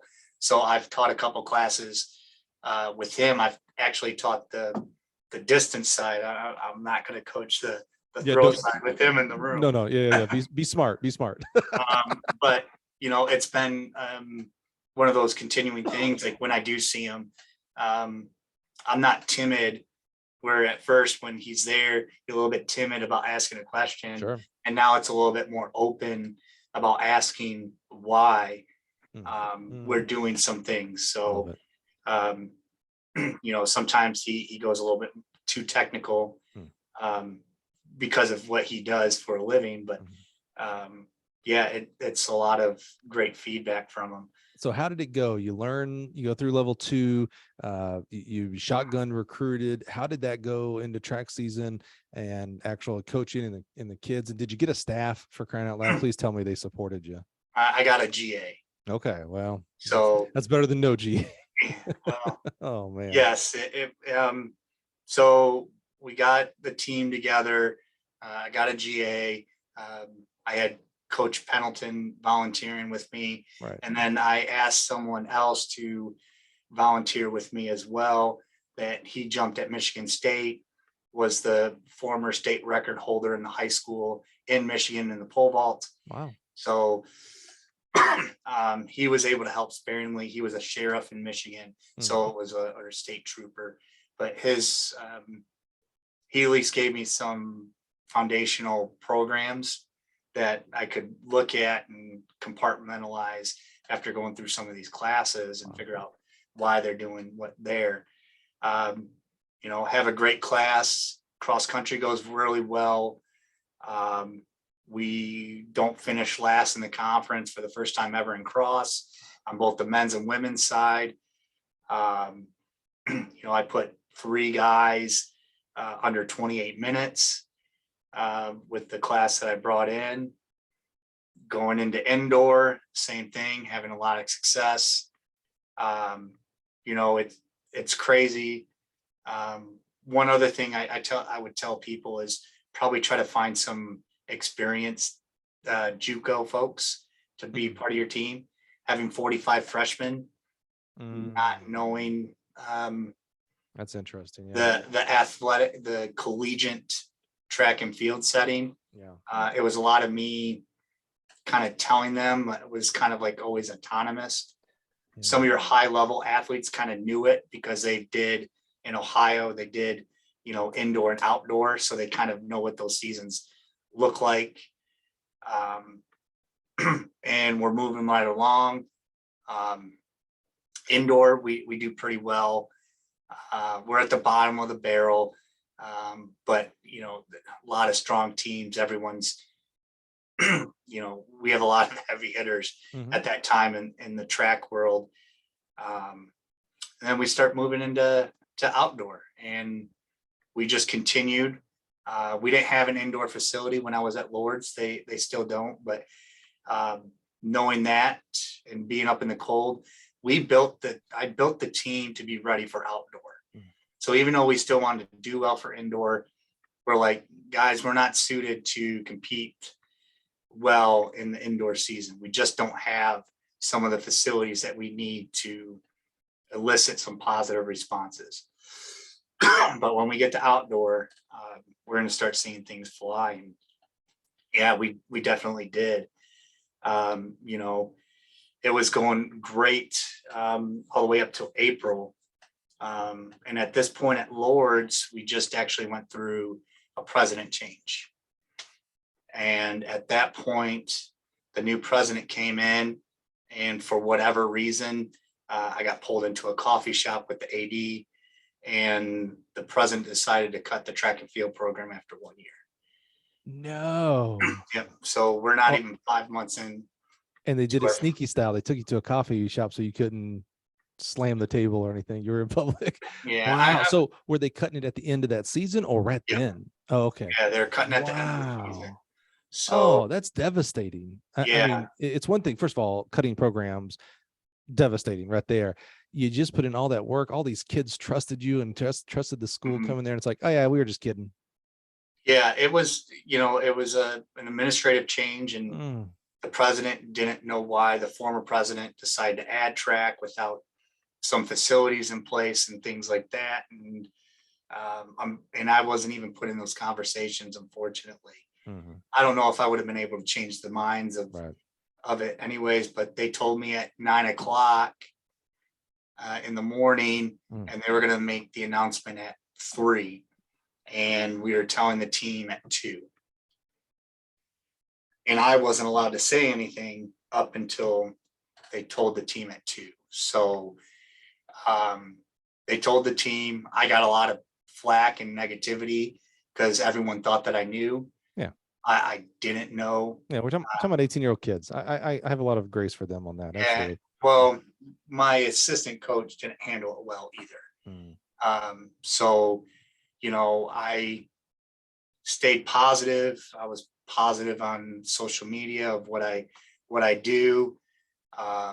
They told all the students, which was great, is they can continue the season and finish out, or they can just stop, and it's not going to affect their scholarship. So I thought I had a little bit more competitors. Not everyone finished the season, which was kind of heartbreaking for me, because we were, like I said, we were looking really good. And it just put the mood in, and some students are like, well, I get to keep my scholarship while I'm here. Why am I gonna do this anymore? So and then it's in the middle of the season, so this is like April, like the first or second week in April, so we still have like 3-4 weeks left. The emails start coming in for some of my high valued student athletes, helping out, trying to get them involved. All but there was 2 that were thinking about transferring. One did. I tell you what, and I helped them through that entire process. that is the worst thing I think a coach could go through, is helping a student that you recruited, help them go through that process to be recruited again. You know, we call that in the coaching world. That's a JUCO coach, buddy. JUCO coaches are always recruiting kids to their team and always helping their kids get recruited. Yeah. So what did you do? So did you stay on for the next year, or was it time? Or did you think Yeah. like, it's time to move on from here? Yeah. So they kept me as the cross country coach. Some flack that I ended up taking was they gave a blanket release to everyone, cross country and track. So I had some coaches that were literally poaching my distance runners at meets, or my athletes at meets while we're still competing. I didn't like that so much. Sure. Let's do it not during a competition day. But a lot of my distance folks, because they were part of the track team, decided to quit and keep the scholarship, and they didn't have to compete. So my roster took a real big tank. Yeah. After that. And then they actually implemented mandatory housing at the time for all student athletes. So it really killed my local recruiting. Because if I had someone living 2 miles away, I'm asking them to pay an extra $10,000 for room and board. Right.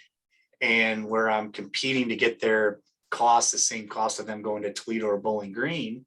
Right. Now they're going to go there, particularly on the men's side, not do track and field and just continue their education. Right.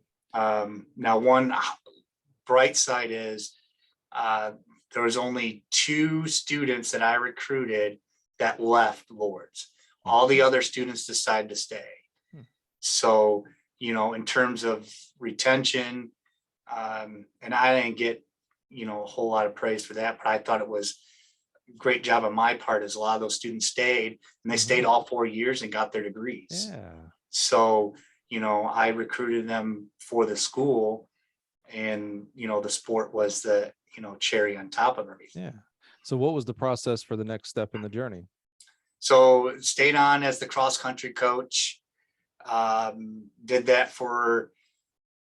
another season of cross country, and we kind of reverted back, not to being as good as what we were. I thought we were going to have that, 4-year stepping stone and go through. Then my springtime was opened, and I had a friend that was coaching at a high school and wanted some help. So I helped coach at the high school level, and I was actually coaching the throws for him.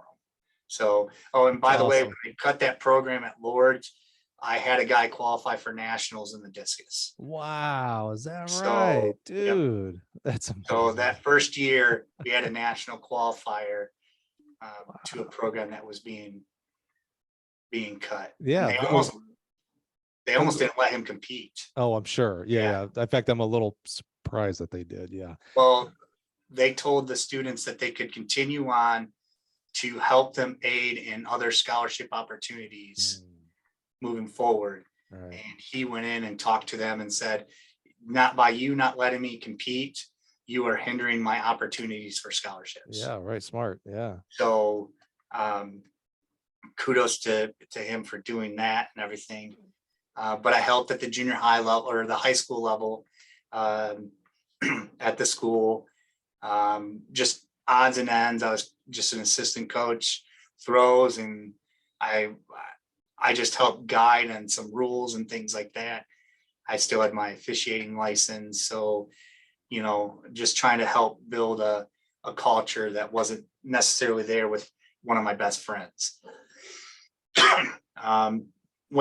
Went really successful, sent a couple guys to the state meet. They placed,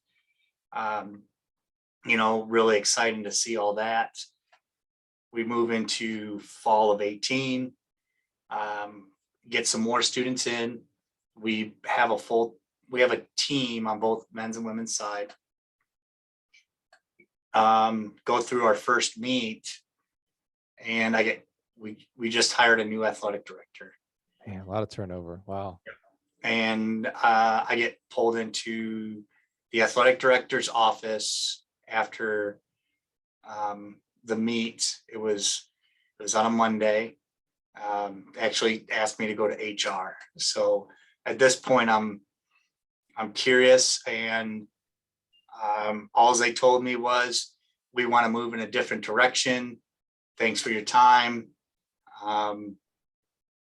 We want you to leave the premises. Wow, David. Um, What are you feeling at this time? Because this feels, from hearing this side of the story, and I know there's always two sides of a story, but boy, I can't imagine what the other side would do to counterbalance this part of the story. But you've had this, maybe it's fair to say, inconsistent coaching career up to this point, and I mean adding track, and think not all inside of your. it was way up and down. Now this, we want to go. I love those the PC speed. We want to go in a different direction. What are you feeling? I mean, I just think there has to be. I would be thinking of anger, and I'm not talking about necessarily at the school, although that would be justified. It sounds like a little bit, but even of like the career, like, man, what am I doing in this? I'm trying to help young people, and I'm just roadblock. Like, is this just not the profession for me? What are you feeling specifically at that point when it's like first meet? All right, we're gonna have a good cross country season, and yoinks, nope, you're out, buddy. Yeah, it was really disheartening, because I had a young lady take third at this meet where we faced Malone, Tiffin, Finley, like some heavy hitters in D2, and I had the third place overall finisher, and I'm like, man, I might be sending this young lady to nationals moving forward.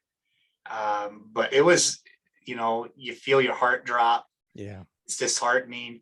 I'm asking, what did I do wrong?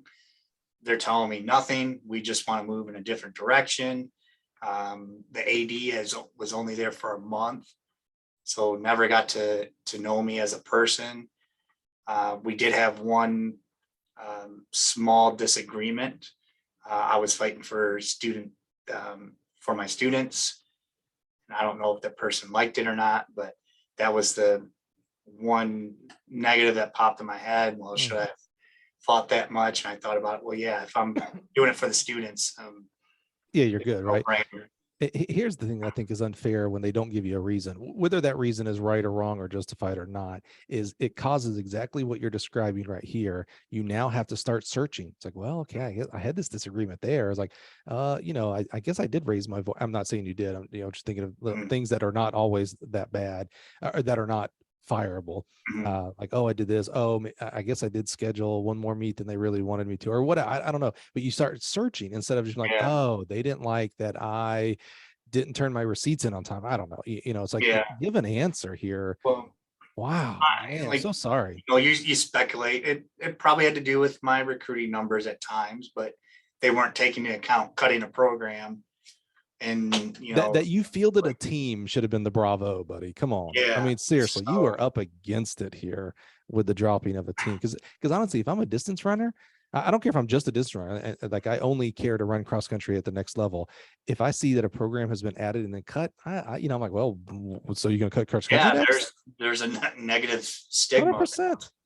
That's going with that too. So what I have learned about you so far, though, is you ain't letting a lot of stuff keep you down, brother. So what do you do? Okay, that this bad news comes on a Monday night. I can just tell you working. You already all right. What's the next thing here? What happens? Well, I took a few months off. Good for you. They had a severance package for me, so good for you. I was okay for like throughout the rest of the year. And then it was, literally finding a job. And then the coaching position where I was at the high school was still available. So I actually went back and helped coach there. So I was actually working at a Planet Fitness, doing that. That gave me the ability to work and still be a coach. And then I was applying to jobs. Like I wanted to still be a collegiate coach, and seeing what was open. And I thought my body of work within those years was, visually good enough to kind of see it. Had a really great year in the high school ranks. help coach a team to a state runner-up in the 4x1. We had a guy take third in the long jump. He qualified in the high jump. Had a guy take fifth in the 100. He was ninth in the 200, but qualified for finals. We were district champs. We were regional runners-up by a third of a point. We lost by a third of a point at the regional meet. David, I got to ask, what was it that you said you applied to other college jobs because, you believed your body of work warranted at that point? Why college, though? You've had so much success on the high school. And by the way, let's put this on the same level. I think a high school coach is as important as a college coach. I don't think because you coach in the college level, you're any better of a person, any better of a coach, because to me, coaching is about affecting young people in a positive manner. That's not always about their PRs being broken or awards being won. That's helping them to become future moms and dads and business owners and clerks and et cetera. So what kept you from pursuing a high school coaching career? Why was it feels like it was very driven to go towards college coaching? I wanted a career, not a job, and coaching at the collegiate level gives me that career and makes me happy that I'm doing what I'm doing. Okay. I alluded to, I had some other issues health wise, and you kind of can't tell, but I actually have interstitial lung disease. So I only have like 35% lung function. Wait, hold on. You've self-described yourself as a distance runner, and I kind of feel like the lungs are important. Not a distance coach, so maybe I'm off the mark here. Was this a lifelong thing, or what in the world, man? No. So I have a main underlying condition called polymyositis. So it's an autoimmune disease that affects my muscles. And so my body breaks down the muscle fibers and produces creatine phosphate, which is toxic to the kidneys. So taking some of those medications to take that affected my lungs. Wow. So I made the conscious effort when I was at Lourdes to continue coaching is my quality of life. I love to do what I'm doing.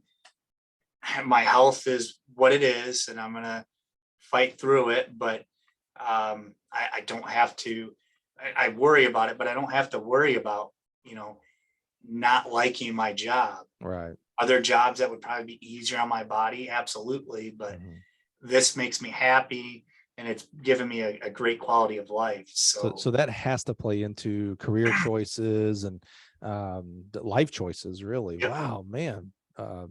Bless you. Good Lord.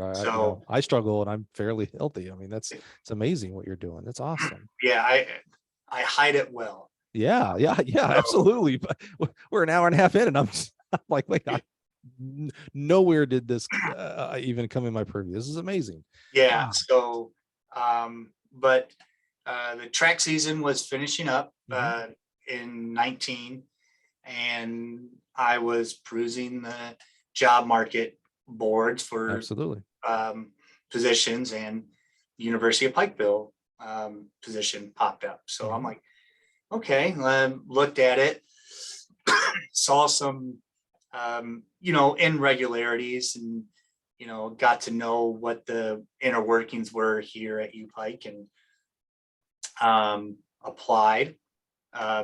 My athletic director here, Coach Wells, reached out to me via text and kind of sent some initial questions to me. And then it was do a Zoom call, answer those probing questions. They invite me onto campus. I loved the campus, the family atmosphere that they have here. Small liberal arts university reminded me of, I love the family atmosphere that was at Lourdes with the sisters. So I felt like that here. And then the small liberal arts were what I got at Bluffton, and also working at Lourdes as well. I love that aspect also. So I'm like, there's some shortfalls that I'm going to have to overcome, but I like it. We have a community track here and I didn't have a track when I was at Lourdes. I had no track facilities at all. Right. So, we were throwing hammer with no cage. So, PSA, don't do that, please. don't do that. Don't do that. So, but I knew another coach in the Ohio area that had a national champion without a hammer cage. Mhm. So I knew it could be done, and I talked to those folks and made sure, I talked to the right people. We talked before this. Rob Lasorsa was a huge help and inspiration to me as well, particularly on the throw side again. But I felt great. I kind of had the inkling that I nailed the interview because they were calling my references as I was still on campus, and I was getting those phone calls saying, Dave, they were asking all these. It sounds like you might be a shoo-in. So, they liked what they saw in me, which I'm greatly thankful for. And they offered me the position, and within a week I packed everything up and became a Bear. So that's awesome. Well, help us out. My passion is specifically colleges and collegiate track and field, of course. So I like to know every college program in the country, and I have to humble myself in front of you here, Dave. I had never heard of University of Pikeville. Yeah. So like, I imagine in my head, I was kind of making a joke when you said the AD was texting you like initial questions. I felt like the first question was, like, do you know where we are? Have you ever heard of us? So, but talk to us about, I've now seen many pictures, and now I know more about the campus from, being Facebook friends with you and such. But so talk to us about the school. You mentioned a small liberal arts. How many students? What's kind of the most popular majors? Where is it located? Talk to us a little bit about the university and your program. Yeah. So we're in the heart of the Appalachian Mountains. So biggest draw for people to kind of realize, the Hatfield and McCoy feud started in Pikeville. Is that right? Yep. One other big caveat, we're in coal country, but one other caveat is we have the second largest earth-based construction right behind the Panama Canal was done here in Pikeville. Wow. So, we're on the far east of Kentucky. Right. Reference wise, we're about an hour and a half from Charleston, West Virginia, about 4 hours south of Columbus, Ohio, about 2 hours north of Johnson City, Tennessee, about 2 hours away from Huntington, West Virginia. So we're right there. I'm within 30 minutes of the West Virginia and Virginia borders. So great area. Mountains are a culture shock to me, coming from Toledo. Sure. I could see 20 miles in one direction. We're here, I can't look 20 feet without seeing a mountain. Yeah, and you got to go up no matter where you are. Yes. So the university, we're about 2,000 total students. That's with undergrad, our graduate schools, and our doctoral programs. Oh yeah, wow. So and we're growing. Part of our biggest major right now is probably biomedical science. Wow. And that's a growing area for us because we have 2 doctoral programs. We have a school of optometry and a school of osteopathic medicine. So we have programs in place where if people want to become optometrists or doctors, we save seats for our undergraduate students to pursue that. Oh, wow. So they meet certain criteria. There's a seat saved for them if they're in that scholarship program. And then we're actually getting ready to add a 3rd doctoral program, a school of dentistry. Wow. So, that's really big. Yeah. In this area. That's awesome. What was the status of the program when you came in? Did they already have established throwers and jumpers and everything, or were you building from scratch? Semi from scratch. So, up until I got here, there was 2 other track and field head coaches. That's when they actually officially committed to track and field here at UPike. In the past, they did only the conference championships with students, and it wasn't structured. So if they were competing in one meet at conference. Up until when they started adding those coaches, that's when they committed to it. So it would have been 2018. That first coach, not sure, but didn't, first 2 coaches really didn't mesh with the culture here. So, but the previous coach was bringing in some students and left me something to work with. So that first year, none of the students were anyone I recruited because I was hired in August. So there was no recruiting that was kind of happening. But when you have a new coach, expectations from coach A versus expectations from current coach and promises are completely different. Where he was kind of doing a shotgun approach like I did. Sounds familiar. Yeah, I narrowed my field. So they were giving me a graduate assistant, but it's in August. And I knew that I probably wasn't going to get someone of quality to help me out. So we were still applying, having folks apply and going through it, but I wasn't going to, the issues I had with my previous GA, I didn't want to have happen again. So I wasn't going to force myself to pick someone just to have a body. So then it leads me into getting another level 2 in sprints and jumps to now start mapping out those training programs as well. But had a lot of attrition that first year because what I wanted them to do in terms of track and academics and track and field, that wasn't the expectations from what I gathered from the previous coaches. So I had a lot of students quit due to the academics that I pushed on them. And then the training protocols that we're doing, kind of the other ones quit and said, this isn't for me. It was kind of like show up and do the event is what they were kind of thinking was going to happen. So go through an indoor season. Most of my team never did indoor. Indoor is not very big here in the state of Kentucky in high school. So I gave them a culture shock, and we drove up to, we went to Wabash for Coach Morgan.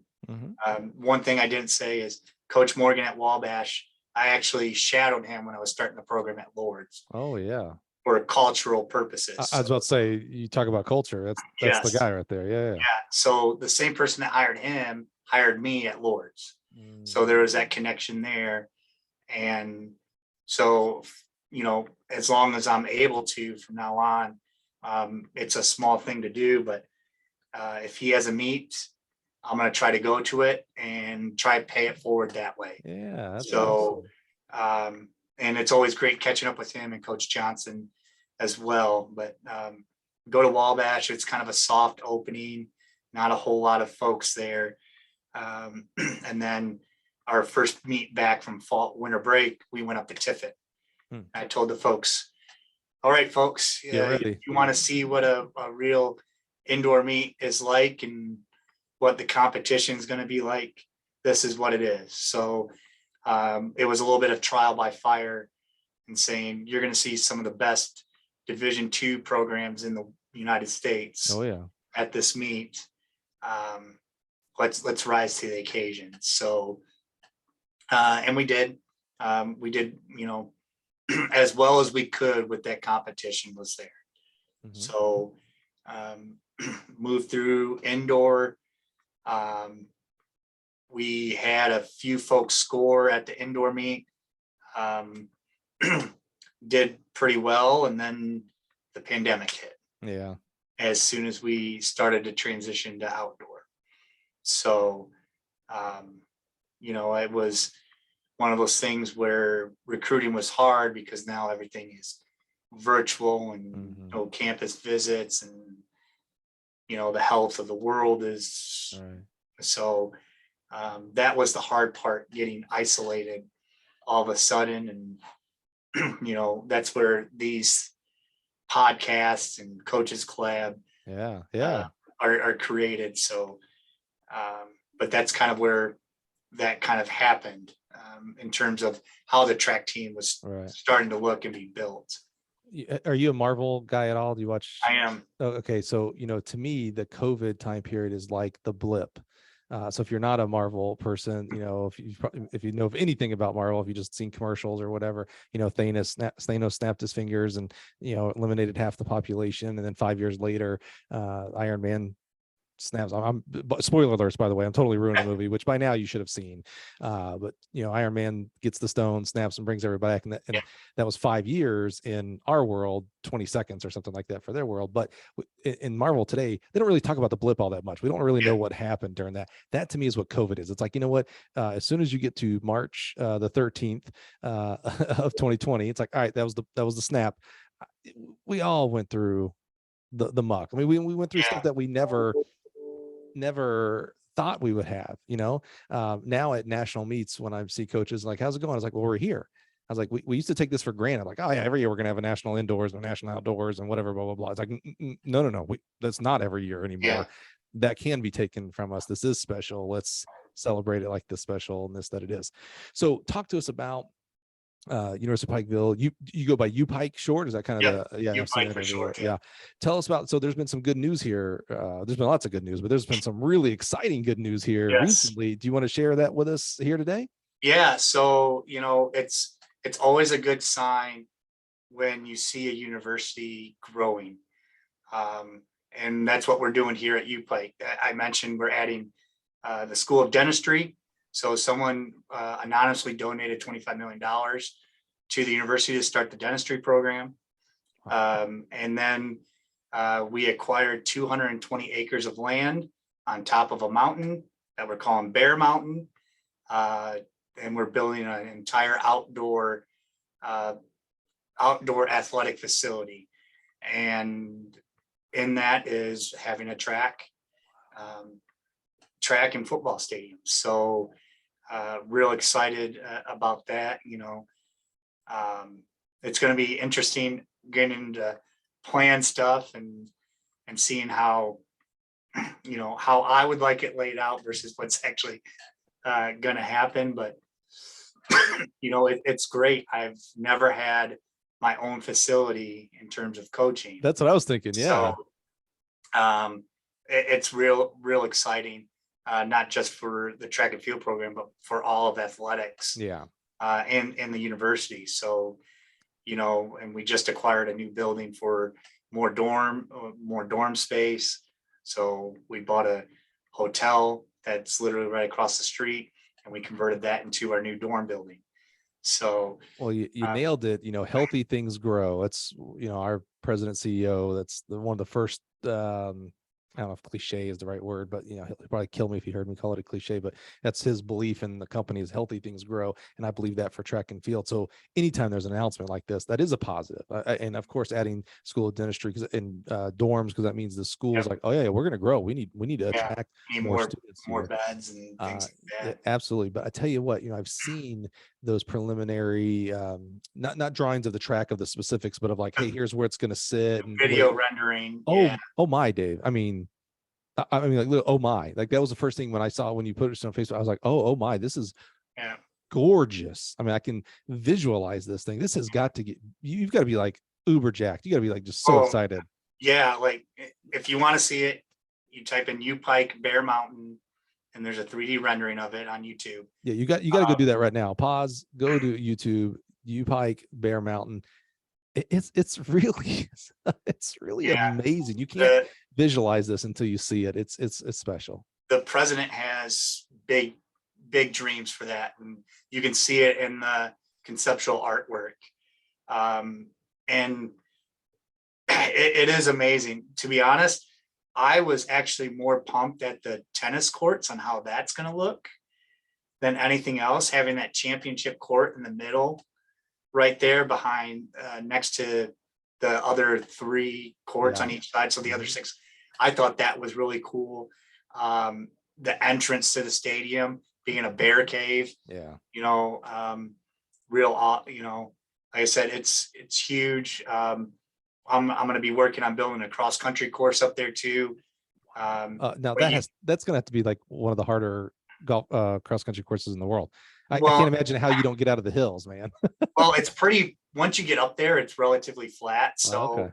with some grading and some strategical work, I think we can make it still relatively fast. And, that's kind of what we need in the NAIA is fast courses for, our poles and things like that. But mountain biking trails, like you don't really see all that on like labeled out on there. You just kind of say, oh, there's the archery field, there's the tennis courts, there's softball, there's baseball, there's the football stadium, there's the track.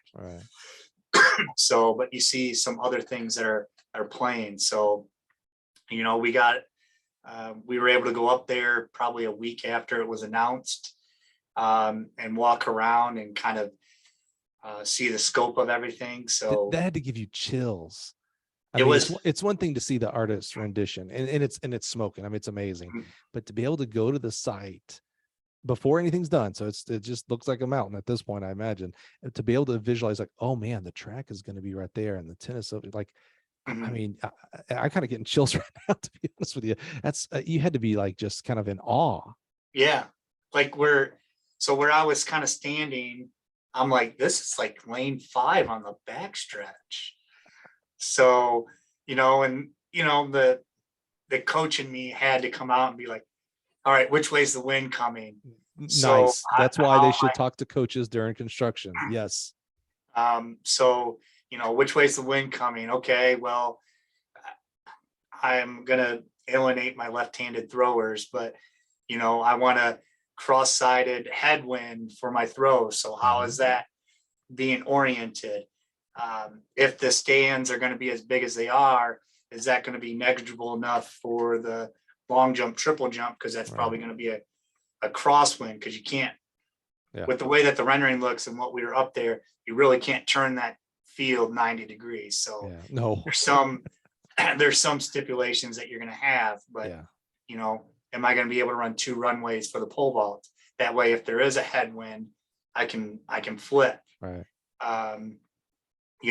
All those little, things started going in my head, how is this going to look here?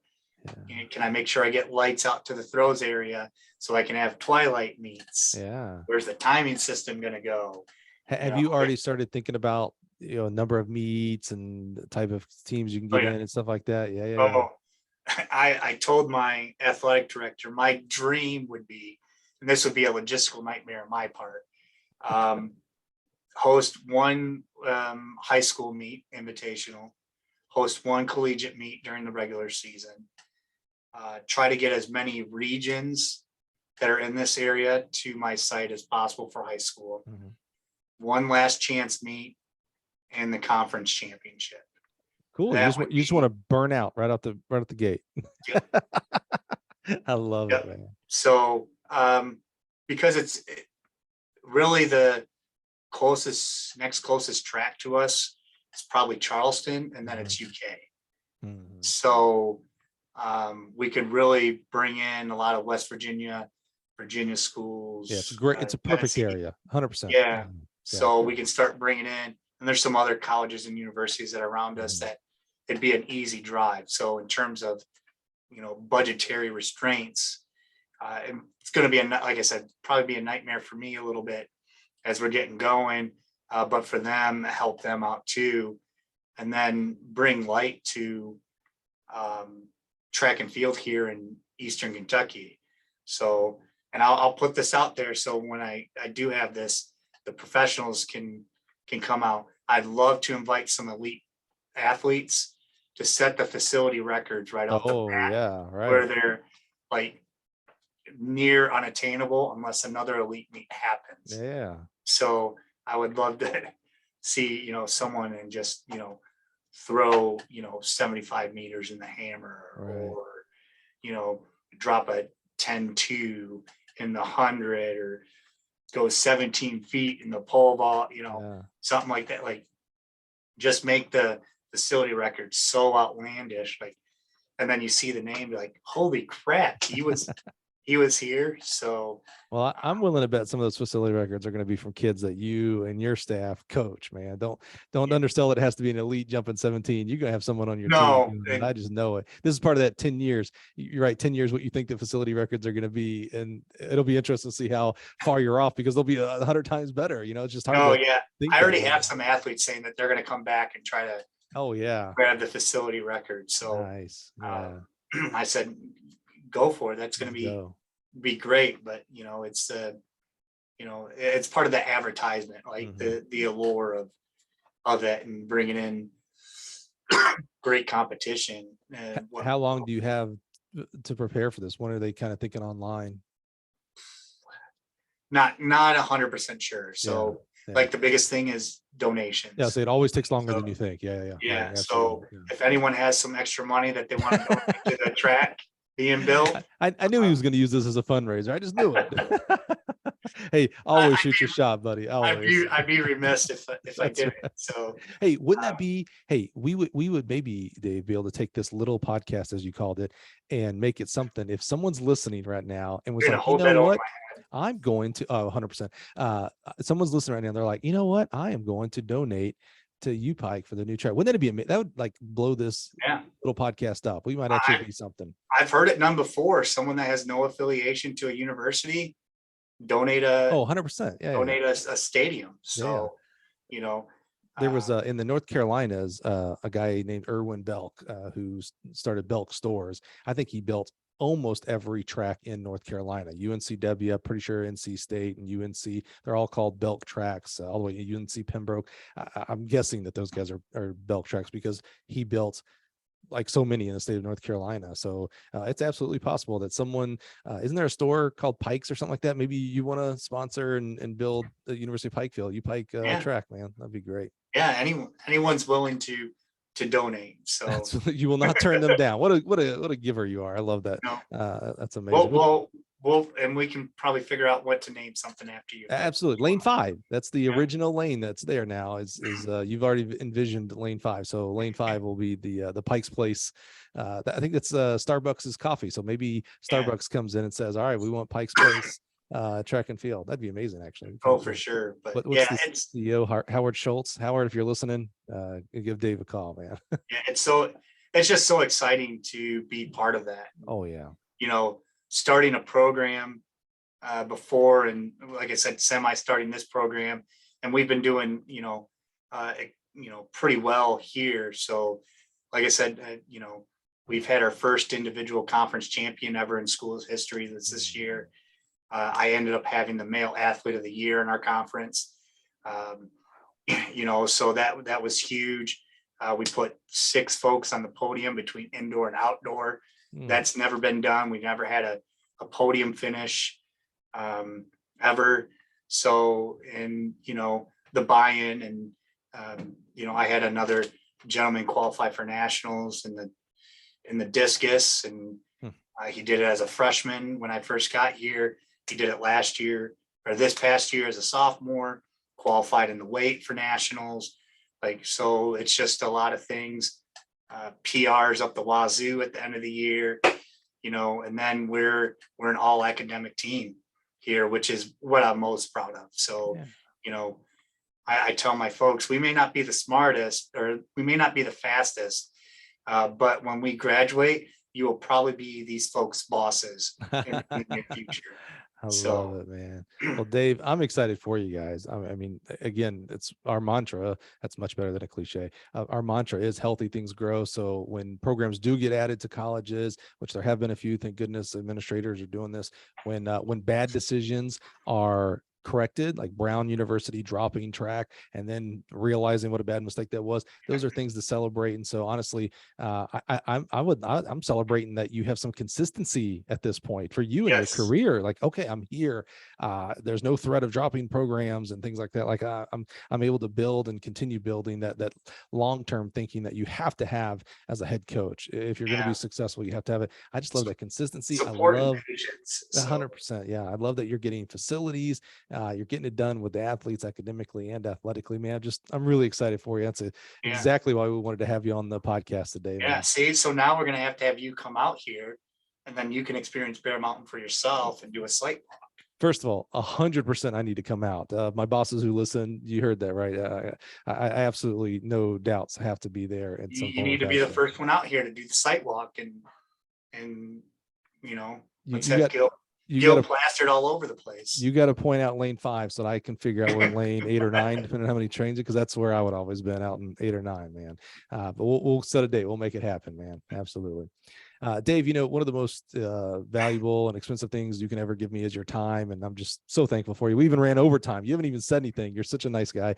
We even ran overtime. And again, I know how busy you and other coaches who join us here on the podcast are. And so I'm just really, really thankful, man, for your time, for your openness, your authenticity. There was a lot to learn for people who are listening today. There's just a lot to learn from your story, perseverance, setbacks, positivities. I mean, let's not be all doom and gloom here. You had a lot of great things that you were doing, that you would both athletically and professionally, man. And so I just think you just added so much value today, and I'm just so grateful for you, and just so happy for what you're getting done there at UPike. Well, awesome. Thanks so much for having me again. It's humbling for me to be on here, seeing the guests that you've had on prior to me, and we'll have moving forward. But it's great telling my story, and the hope is that someone that listens to me may be going through the same thing, and seeing that there is a light at the end of the tunnel, or some guidance. And I don't have all the answers, but I've gone through some, anything that could go wrong kind of has gone wrong for the most part for me. Like you said, a lot of great things, but to help others out in that aspect is great. So I'm always willing to do that. That's awesome, man. So that's the definition of a servant leader right there, my friend. That's the greatest thing I can call you. So again, thank you so much for being here today, Dave, man. Had a blast. I hope you did too. And who knows, man, maybe we'll do a 10-year update on this thing and figure out what the facility records are. All right. I'll mark my calendar right now. There you go, man. All right. Well, thank you for being here, Dave. And thank you for listening today. Again, just so humble that you would join us today and listen to this amazing story, and hope you received tons of value out of it. And come back next week. We'll do it all over again with another great guest here on the Gill Athletics Connections podcast.